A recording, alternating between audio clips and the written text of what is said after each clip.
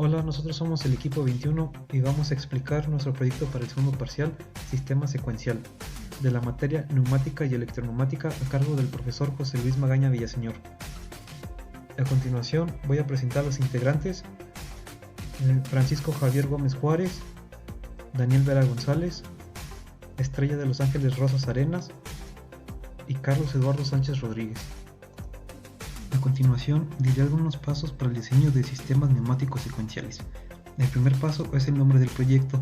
Es necesario para identificar a qué parte del proceso, herramienta o mecanismo al que pertenece. El nombre deberá ser breve. El segundo paso es la descripción del problema. Indica lo que se desea y cómo se desea hacer dentro del proceso, herramienta o mecanismo. El tercer paso es el diagrama esquemático, croquis de la situación. Es un dibujo sencillo, un sketch, mediante el cual se ilustra el funcionamiento del equipo. El cuarto paso es el diagrama de movimientos. Es un diagrama donde se representa la posición, estado y la etapa, fase de los elementos de trabajo y control. El quinto paso, ecuación de movimientos. Mediante el uso de símbolos se representa cada uno de los movimientos de los elementos de trabajo. Con el signo más se indica la salida del vástago. Con el signo menos se indica la entrada del vástago. Definir los grupos. Consiste en agrupar la ecuación de movimientos formando el mínimo número de grupos. Agregar los sensores a la ecuación de movimiento. En la parte de abajo de la ecuación de movimiento se colocarán los sensores que provocan el cambio de grupo. Sexto paso. Dibujar los elementos de trabajo con sus válvulas de mando. Séptimo paso. Dibujar líneas auxiliares de presión. Se dibuja tantas líneas como grupos existan, identificándolas con números romanos y colocándolas debajo de las válvulas de mando. Octavo paso. Dibujar abajo las memorias. Se deben dibujar tantas memorias como grupos existan, menos uno, debajo de las líneas auxiliares. Noveno paso. Ubicar abajo los sensores que ocasionan cambios de grupo y arriba los que no ocasionan cambio de grupo. Los sensores que ocasionan cambio de grupo, los que se colocarán debajo en la ecuación de movimiento. Décimo paso. Agregar las condiciones de arranque y de funcionamiento. Hay que dibujar los elementos de arranque, usando generalmente un pulsador, válvula de vías con accionamiento por esfuerzo o dos pulsadores con una válvula de simultaneidad. Onceavo paso. Conectar todos los elementos, válvulas de mando, de arranque, etc. Finalmente los pilotajes, accionamientos neumáticos de las válvulas de mando. Y por último, el diagrama final.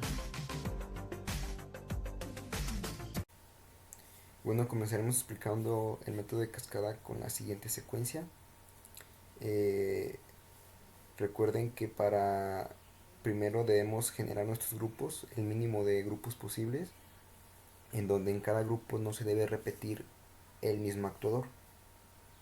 Entonces, de acuerdo a la cantidad de grupos que tengamos, será el número de líneas auxiliares que pondremos. En este caso, el número de grupos que tenemos son 2. Entonces, las líneas auxiliares a utilizar son 2.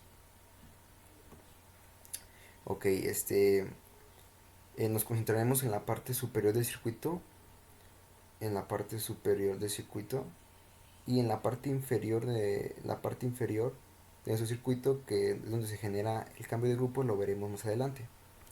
Entonces tenemos nuestro cilindro A+, que está aquí, que nos dice que cuando este se extiende nos activará el sensor 1S2, y el 1S2 nos permitirá generar la acción de B+. O sea que nuestro cilindro B se extenderá. Tenemos aquí nuestro cilindro A, se extiende a 1S2, mandando señal acá, permitiendo la acción de B+, es decir, generará que nuestro cilindro se extienda. Tenemos nuestro cilindro B, que entonces tenemos B-, que nos dice que al momento de que se retrae, activará el sensor 2S1, permitiendo el accionamiento de A-, haciendo que nuestro cilindro A se retraiga. Aquí se retrae 2S1, nuestro cilindro B, mandando señal hacia acá, permitiendo que se genere A-. Ok, ya tenemos aquí nuestras válvulas que nos ayudarán para en este caso una 5.2 con su correspondiente unidad de alimentación. Entonces, tenemos que nuestro grupo en el lado A, del lado A nos dice que se genera en la línea auxiliar 1. Por ello, nuestra línea irá a nuestra primera línea auxiliar. Pues es el grupo al que pertenece y por donde se mandará la señal neumática. En el caso de nuestra B+, nos dice que se encuentra en el grupo 2. Por ello, nuestra línea que genere el accionamiento de nuestro cilindro B- irá en el grupo 2.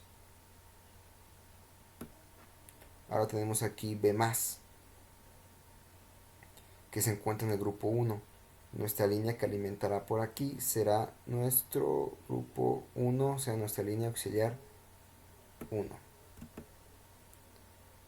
Y tenemos nuestro actuador A-, que nos dice que se encuentra en el grupo 2. Entonces, nuestra línea correspondiente a A- irá a la línea auxiliar 2.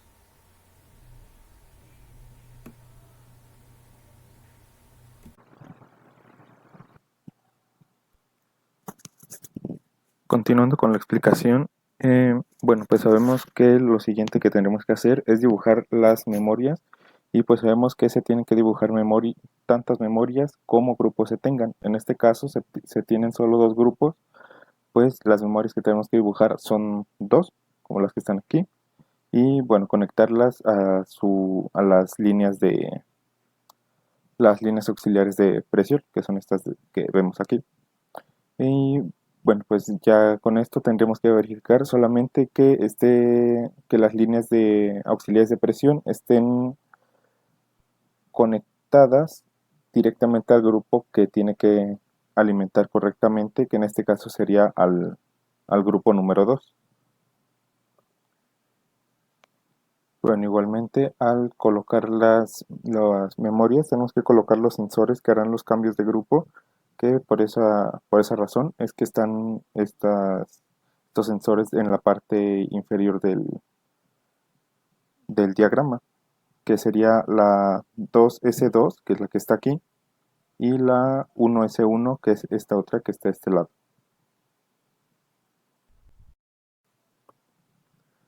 Bueno, y ya para poder terminar con nuestro sistema, podemos solo conectar nuestra fuente de presión y bueno, ya comprobar que esté conectada que esté conectado correctamente, perdón, con la simulación.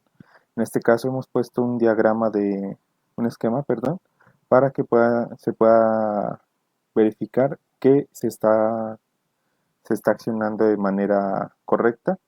En este caso estos rectángulos indican aquí las líneas que se estarán trazando con la simulación.